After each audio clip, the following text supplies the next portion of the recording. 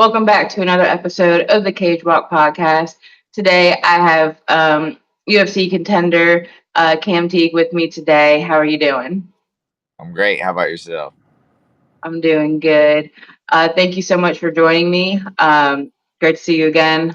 Um, let's kind of just dive right into it. Before we get into your upcoming fight in the Contender series, let's jump in a little background about how you got into MMA. Boredom. I said it before in a bunch of interviews and stuff. I was 19, looking for a hobby, looking for something to do. I always liked fighting and stuff growing up, so I tried it out, and they beat me up, and I just stuck with it. Well, you're great at it. So, you say you came from boredom, whatever, but I mean, I've gone back before we talked, looked over some of your highlights and stuff. I mean, you're a phenomenal fighter. Super excited that you're getting another chance on the Contender Series. Love to talk about what's different this time. You did lose by TK on the last one. You've had was it three wins since then on a couple different promotions. So it's about what's different. I think what's different this time is I get 3 months to prepare versus 2.5 weeks. So Douglas is good. They announced who I'm going to fight now. So LFA champ is not going to be an easy task. It never is. I don't. If you can't beat the best, anyways, and or if you can't compete with the best, then what's the point of getting in the UFC if you're just going to get trashed and thrown out after 2, 3 fights? So I'm excited with the challenge that they put in front of me and ready to take the LFA champ out. Yeah, I can't wait for it. With watching, obviously, you've seen him fight, his videos and whatnot. Is there anything you've had to do to change your training to match his fighting style or just to prep you better? I think it's a really good matchup for me. I think the UFC knows what they're doing. They're putting a guy that knocks everybody out versus a guy that doesn't get knocked out. So I think it'll be a fun fight for everybody. I'm just no secret what I'm gonna do. I'm gonna come out. I'm gonna push the pace. I'm gonna put him on his back foot and gonna make him fight. And we'll see what happens from there. Are you feeling any different? I mean, obviously, your first time you only had 2 weeks notice. So I'm sure you were nervous. You weren't prepared. How are you mentally feeling this time around? I know you said you more prepared because you have 3 months to train, but actual feeling wise. I was prepared in 2.5 weeks too. I'm not gonna say I mean, he just got me. He slipped under my jab and got me with a good body shot, and I couldn't recover. I took a beating, but I tried to stick in there. But it's gonna be no different this time. Or it's gonna be different this time. I'm gonna come up. I'm showing up in shape. I got 3 months to get ready. Like I said, I think it's a really good matchup, and I'm always mentally prepared to fight. It doesn't matter if it's a day notice, an hour notice. It doesn't matter. Like I walked into that cage last September thinking I was gonna win, so it's not gonna change here. I'm gonna walk into here thinking I'm gonna win, and I'm just gonna make it happen. So you got to just make it happen, go and show your best, which I know you're going to do. Yeah, Um, that's the plan. um, just some fun questions. I try not to keep, do the same thing everyone else asks you. I know you've done several interviews recently and in the past. Um, so obviously, weight cut sucks, not being able to eat what you want to eat. Do you have a favorite meal or anything after weigh-ins or after your fight? Well, after weigh-ins, I eat like a spaghetti or something like lasagna to get my carbs back because I don't cut that much like most people. I only cut like maybe 8 pounds at max. I'm pretty light when I walk around. I walk around at like 163, 165.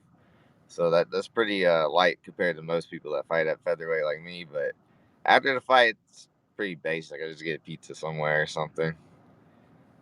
At least don't have a serious weight cut, I mean, people go through and they struggle. Yeah. So I the fact I you're not, fight at my natural weight, so I think it benefits me. that's that's a great and a plus right there. What's your favorite way to unwind after a fight?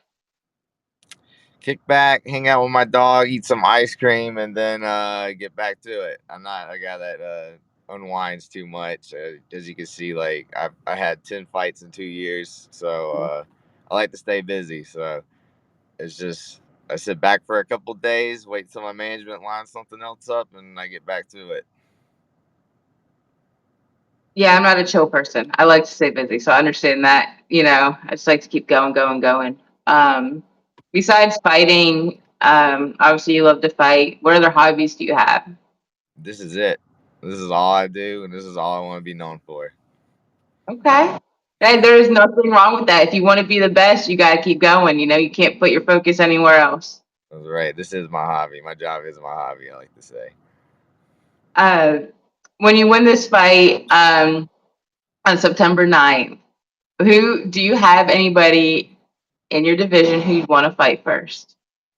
Oh, I want to fight everybody, but right now the only person in the world I want to fight is Le'Rion Douglas, the gunslinger, September 9th. That's the only person on my mind, and the fight that I want is my dream fight right now. That's awesome. Stay in the moment, and that's what you have to do. Stay in the moment, go with the flow, get Yeah, through this one, get this win, and I guess whoever the UFC puts you up next, right? I'm an easy guy. Whoever the UFC puts in front of me, just like the last fight and this fight, I'm going to show up and I'm going to fight them. It doesn't matter who they are to me. Um, Throughout your MMA training years, what has been the most rewarding aspect? Just being able to get to do this full time now, I guess, started off as a hobby and now I make enough money from sponsorships and fighting just regionally to be able to take care of just myself. Like if I had a family or something, I probably need some insurance or something would go along with it. But you know, just being all the people I met along the way and stuff, and I always said too, even if I don't make it, it was worth it all in the end. Just the people I met along the way training, because I mean, I have a couple friends, but like in training and stuff, I know everybody. Everybody knows me, and everybody always reaches out. So yeah, I would just say the people I met along the way, and being able to do this full time. What so being at an event or like as a fan or whatever, or being a fighter on the event, what's been the strangest thing you've seen? The strangest thing I've seen has honestly been too crazy, considering like a lot of crazy stuff that does happen down here in the South and like fighting and whatnot. But I would say one time on Empire, they were throwing a bunch of chairs in the ring after I think it was I can't remember the guy's name, but he fought in bare knuckle and he fought this guy that he shouldn't have been fighting for real, but the guy just like laid down and quit like in the middle of the cage, didn't even attempt to fight, and everybody started throwing stuff. It was like the fight right after mine, so I didn't really get to see it, but uh, I heard about it. I'm big of fun. That's pretty crazy. I'm not It gonna was lie. Dennis. It was Dennis LaBruza. That was his name. He fought this guy that was like 2-20 or something. So I don't know. The guy like didn't show up to fight at all. Just like laid down on the ground, and yeah, people weren't happy. Wow, that's a terrible matchup though. Let's not get into that. But yeah, that's Well, I think it was like Dennis's like first MMA fight, so it's kind of like okay, okay, okay, okay. yeah. Um, let's see. I mean, I know your mental aspect's great. I mean, you stay in the moment. Um, Obviously, you go in with a game plan. You know what you want to do, but 99% of the time it doesn't happen. So how do you handle that change in the cage, in the moment, and handle pressure? The game plan normally goes out the window for me after I get hit anyway. So I just fight and figure it out as I go along. I don't panic at all. If you ever watch me fight and stuff, like I stay calm, just Mhm. do what I do. And if I get hit a lot, I get hit a lot. I'm gonna hit them back a lot. So at the end of the day, I'm just fighting. So I figure it out. Whatever happens coming up here, this fight too. I'm sure he'll hit me, and then I'll be like, all right, here we go. And then we'll just hit each other 100 times until one of us quits. So Well, until he quits. yeah. Last question. I don't want to keep you too long. For a new fighter who's just got in MMA, or just anybody, maybe amateurs who's been in the game for a while, what advice do you have for them? You just gotta commit. You gotta make it a lifestyle. You can't just show up when you want and do what you want. You gotta do the things you don't want to do if you want to succeed as a fighter. Like nobody likes to wrestle, or you might like to wrestle, but people like me that like to strike, you gotta wrestle too. You gotta do jujitsu. You gotta do it all, and definitely gotta run. So you can't just half-ass it. You gotta commit. Yeah, that's some great advice right there for sure. Anybody that you want to shout out throughout your training, throughout your, all of this? Everybody at AMP, I'm not too big fans of all of them, but they do help me along the way. Yeah. Where can anybody new to your following find you on Facebook or on any social media?